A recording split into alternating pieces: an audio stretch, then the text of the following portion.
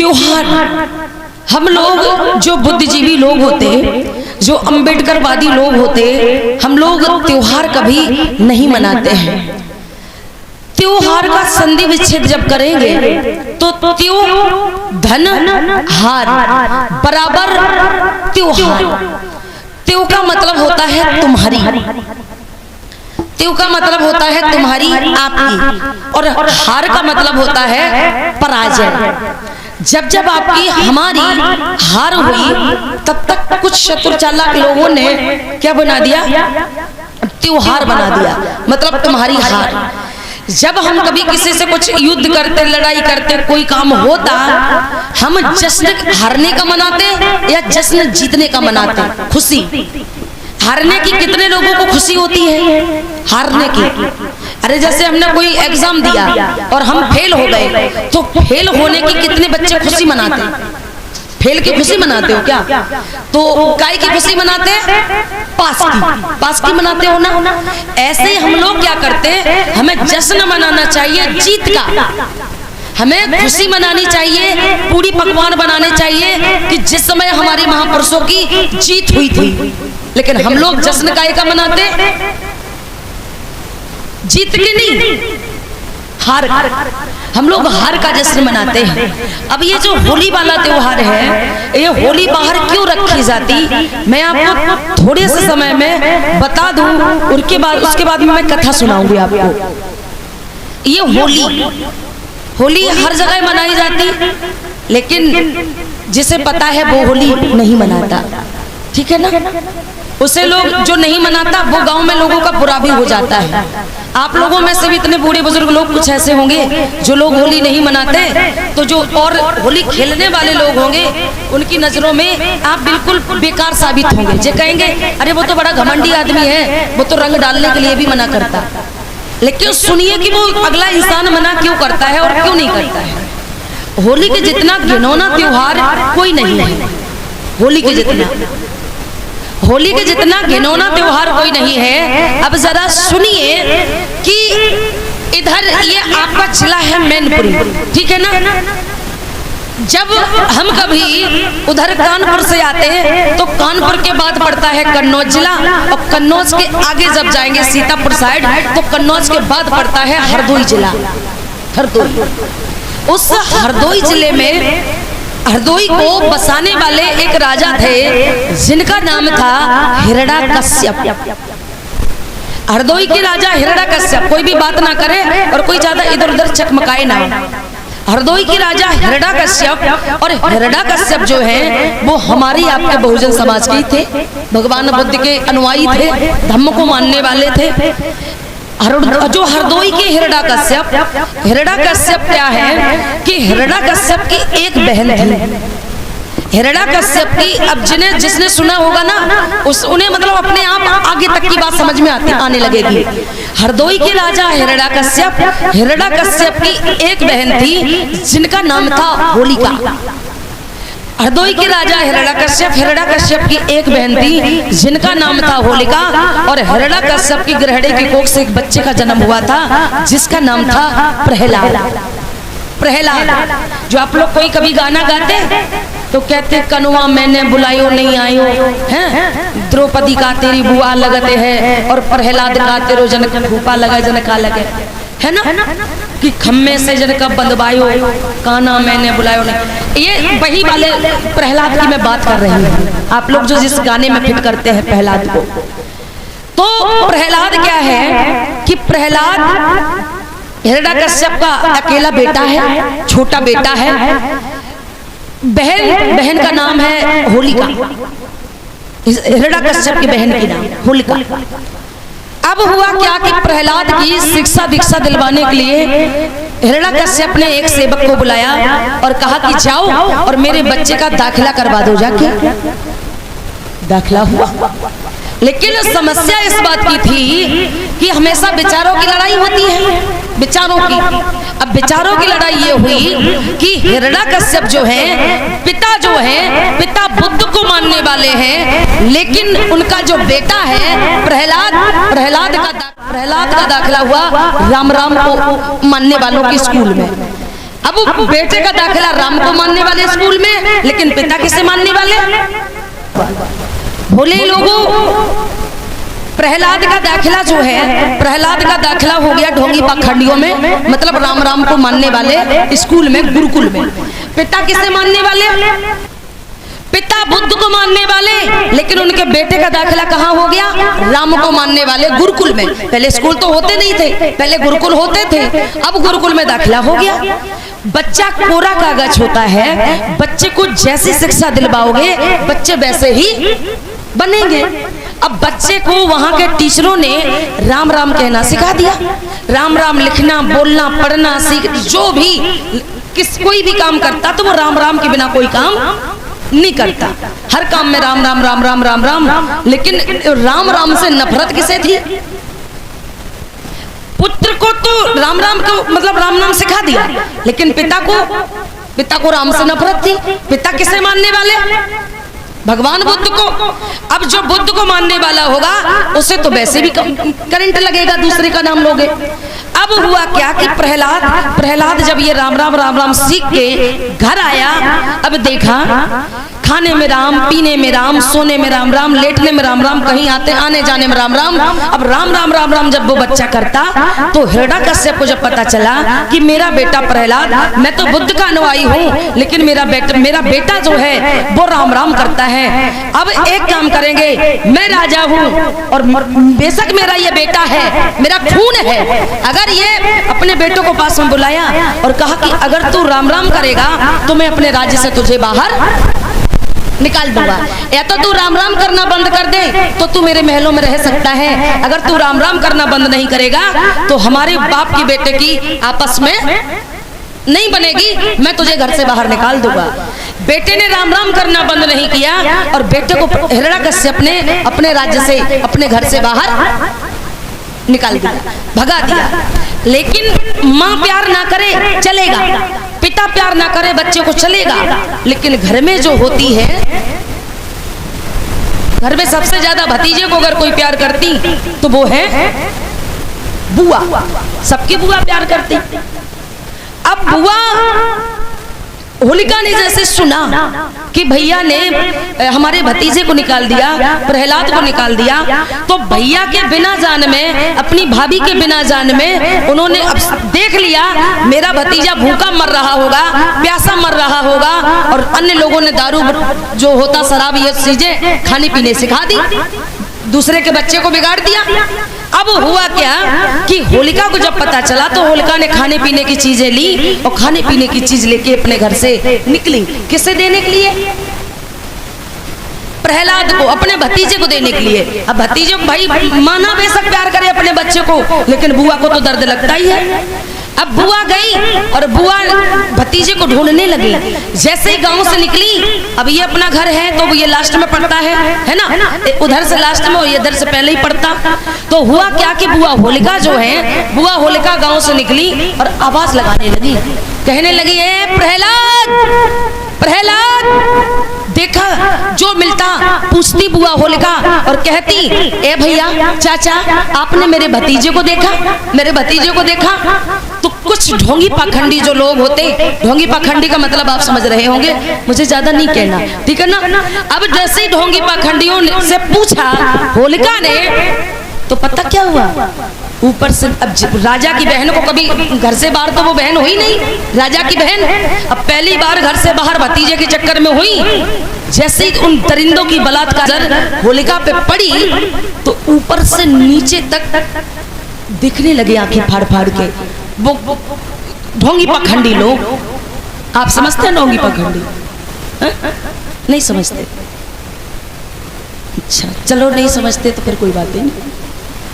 ढोंगी पाखंडियों की जैसे ही नजर पड़ी, ऊपर से नीचे तक देख रहे, क्या करे क्या ना करे। अब मन में एक विचार आया दूसरे की बहन को देख के, उन ढोंगियों के मन में एक विचार आया कि क्यों ना इस लड़की के साथ में, राजा की बहन के साथ में हमें कुछ समय बिताने के लिए मिल जाए, क्योंकि ये सुंदर है और इसके साथ में अगर हम समय बिता ले अच्छा रहेगा। हुआ क्या कि बुआ होलिका जैसे ही वो मुझसे पूछती तो वो विचार करने लगा, अगर हम प्रहलाद को हमने देखा तो है ही नहीं, प्रहलाद को नहीं देखा, लेकिन हम ये झूठी कह देंगे कि गांव की तरफ वो गया, तो गांव में अगर ये बुआ होलिका जाएगी तो इसे हम पकड़ नहीं पाएंगे, इसके साथ बलात्कार नहीं कर पाएंगे। तो कह दिया हाँ हाँ मैंने देखा देखा देखा। कहाँ गया? कह दिया कि वो प्रहलाद जो है वो इधर चला गया, गाँव के बाहर चला गया, गाँव के बाहर घूमता हुआ ऐसे नशे में इधर उधर चला गया।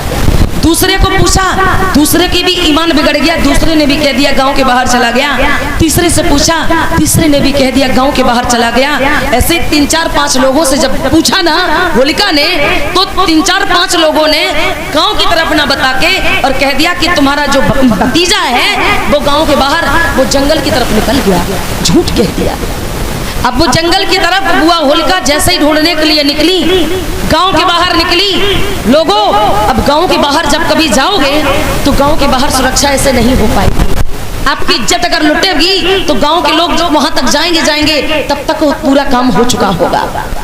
बुआ होलिका गांव के बाहर गई, तब तक वो 4 5 दरिंदे जिनसे उन्होंने पूछा था कि आपने मेरे भतीजे को देखा क्या, वही दरिंदे गांव के बाहर थे होलिका के पीछे। और जैसे ही गांव के बाहर गई तो पीछे से जाके उन बलात्कारियों ने, उन ढोंगियों ने, उन पाखंडियों ने बुआ होलिका को जाके पीछे से क्या कर लिया? दबोच लिया, पकड़ लिया। और धीरे धीरे धीरे धीरे भतीजे को ढूंढते ढूंढते शाम हो गई थी ना, सोचा कि अब शाम हो गई, अब हम इसके साथ में कुछ गलत कर पाएंगे, क्योंकि रात में तो ज्यादा दिखता ही नहीं है। दरिंदों ने पकड़ लिया, धीरे धीरे शाम हो गई। अब हुआ क्या कि रात हो गई। अब बारी बारी से बुआ होलिका के साथ में, एक राजा की बहन के साथ में वो दरिंदे बलात्कार करने लगे। रात में बलात्कार करने लगे, बलात्कार किया, खून खच्चर किया। और धीरे धीरे पता क्या हुआ, धीरे धीरे पूरी रात बीत गई। अब सुबह आके पता कितने बज गए? 4। अब जैसे ही 4 बजते तो गांव में आदत होती है लोगों की दिशा मैदान के लिए खेतों में जाना। अरे कोई दिशा मैदान के लिए आने लगे हैं तो कोई पकड़ लेगा तो क्या कहेगा? बुआ होलिका के साथ बलात्कार किया, गंदा काम किया उन ढोंगियों ने, उन पाखंडियों ने। और बुआ होलिका जो है सारे कपड़े बुआ होलिका के फाड़ डाले, इज्जत को ताड़ ताड़ कर दिया, सब कुछ नोच डाला।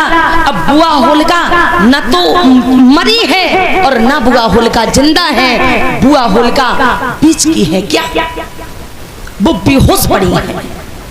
थोड़ी बहुत डरमराती तो है, बुआ होलिका की मरने में कोई कसर नहीं है।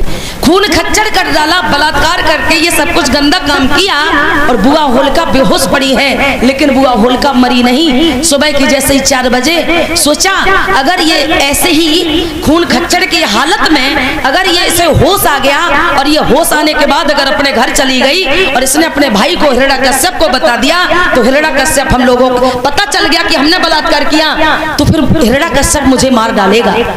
एक काम करो, रहे बांसना बजे बांसुरी, रहे बांसना बजे बांसुरी। इस जिंदा लड़की पहले तो ये गलत काम कर ही लिया, अब एक काम करो कि थोड़ी बहुत जान बची है तो इसे आग जला के इसे जिंदा जला दो। और जब इसे जला दोगे, फूंक दोगे, तो फिर कोई भी चीज साबित नहीं हो पाएगी, तो हम पकड़े नहीं जाएंगे। अब बुआ होलिका तो बेहोशी की हालत में पड़ी है और रात भर गलत काम किया, बलात्कार किया ढोंगियों ने। और उसके बाद में गए और वो महीना कोई और नहीं बल्कि ये मार्च का ही महीना। अभी होली आने वाली है मार्च को ही। मार्च में आती होली, कितनी तारीख की है होली? मतलब जितनी जो भी तारीख की हो, मार्च के महीने में जो होली पड़ती लोगों, मार्च के महीने में लोगों की जो फसलें होती वो अप्रैल में करते हैं, गेहूं में जो भी होते अप्रैल में, तो मार्च में ना तो ज्यादा हरी होती फसल और ना ज्यादा सूखी होती। अब जलाएं तो जलाएं कैसे? कुछ गए इधर उधर जो गंदे बंदे कपड़े होते ना, खेत से कपड़े ढूंढ लाए। कोई गया कंडे इधर उधर से बीन लाया, कोई गया लकड़ी लाया और कोई गया जो अन्य लोगों की, हमारे आपके जैसे लोगों के गेहूं खड़े थे, हरे हरे गेहूं को नोच लाया, जौ को नोच लाया, गन्ने को नोच लाया। और ये सारी फसलों को नोच के उन्हें तो केवल आग लगानी है। उन्हें हरी सूखी से कोई लेना देना नहीं। अब वो सारी फसलों को नोच के लाए और उन्होंने कंडे लकड़ियां बोरी बोरा कपड़ों में आग लगाई। और जब वो घास फूस, ये गन्ने की पत्ती, गेहूं, जौ, जो भी ये सारी चीजें जब जलने लगी ना, तो जलती हुई आग में बुआ होलिका को पकड़ के उन दरिंदों ने क्या कर दिया, झोंक दिया। जिंदा लड़की को जला दिया, जिंदा बहन बेटी बुआ को जला दिया। और जलाने के बाद जब वो जल गई ना, ये जो गेहूं को जो सिस्टम है ना, जब भी कोई होली जलाते हो ना अपने घर में होली, तो ये गेहूं की बाली भी भूनते कि नहीं। गन्ना चाहे जीवन में कोई ना खाए, लेकिन उस दिन गन्ना खा लेंगे और गन्ने की पत्ती में आग लगाते कि नहीं। अब गन्ने की पत्ती की परंपरा, ये हरी फसलों की परंपरा, भूनने की परंपरा, ये तभी से बन गई। अब हुआ क्या, उन्होंने ये आग तो लगा दिया, और जब जल के बुआ होलिका क्या हो गई, राख। सोचा कि अगर राख भी पड़ी रहेगी तब भी हम पकड़े जाएंगे, तब भी पकड़े जाएंगे। चतुर चालाक लोगों ने राख को इधर उधर क्या कर दिया, फैला दिया। अब नगर में आए, सोचा कि अब जो गलत करेगा वो तो कांपेगा। अब जब नगर में आए ना, गांव में नगर में आए और कहने लगे क्या करें क्या ना करें, समझ में नहीं आता क्या करें क्या ना करें। अगर हिरण्यकश्यप को पता चल गया तो वो तो राजा है, और जिसकी बहन के साथ गलत होगा, भाई राजा ना हो भिखारी हो, फिर भी भाई बहन की रक्षा करेगा कि नहीं करेगा, करेगा ना। लोगों, आज धीरे धीरे जब हिरण्यकश्यप को पता चली कि मेरी बहन के साथ में इस तरीके से बलात्कार करके जला दिया गया, अब नगर में आए वो ढोंगी पाखंडी, और नगर में पता क्या कहने लगे, देखना जो हिरण्यकश्यप की जो बहन है ना होलिका, हिरण्यकश्यप बुद्ध को मानने वाले, होलिका बुद्ध को मानने वाली, तो कह दिया जो प्रहलाद जो था ना, प्रहलाद वो किसे मानने वाला। जंगल में वो बुआ होलिका गई, और बुआ होलिका आग जल रही थी जंगल में, अपने भतीजों को लेके जलती आग में बैठ गई। और कई राम को मानने वाला प्रहलाद बच गया, और कई बुद्ध को मानने वाली होलिका वो आग में जल गई। तो कह दिया देखो राम में है शक्ति। लोगों, इसी को कहते हैं मनगढ़ंत कहानी। बुआ होलिका क्या जलती आग में अपने आप आग में बैठी थी क्या? प्रहलाद को लेके बैठी थी? प्रहलाद को लेके बैठी थी क्या? नहीं, प्रहलाद से यहाँ उनका कोई संबंध नहीं, वो केवल ढूंढने के लिए निकली थी लोगों। और इधर जब गांव में आए तो उन्होंने झूठी अफवाह फैलाई, और इसलिए झूठी अफवाह फैलाई कि मेरा नाम ना आ जाए, और कह दिया जंगल में आग जल रही थी तो बुआ होलिका अपने भतीजे को लेके आग में बैठ गई, तो बुआ होलिका जल गई, और प्रहलाद में राम की शक्ति थी, इसीलिए प्रहलाद क्या हो गया, बच गया। अब धीरे धीरे जब ये खबर हिरण्यकश्यप को पता चली तो हिरण्यकश्यप ने पता क्या किया, हिरण्यकश्यप ने उन बलात्कारियों को बुलाया दरबार में, बलात्कारियों को बुलाया और बलात्कारियों को खड़ा किया, और चमकती तलवार निकाली एक भाई ने, हिरण्यकश्यप ने। अब तलवार निकाली और कह दिया कि अरे जाओ कमीनों, अरे जाओ दरिंदों, तुम कोई माँ के बेटे, तुम कोई माँ के वीर नहीं हो, तुम वीर नहीं हो, तुम कायर हो, तुम अबीर हो। क्या हो? अबीर, तुम अबीर हो।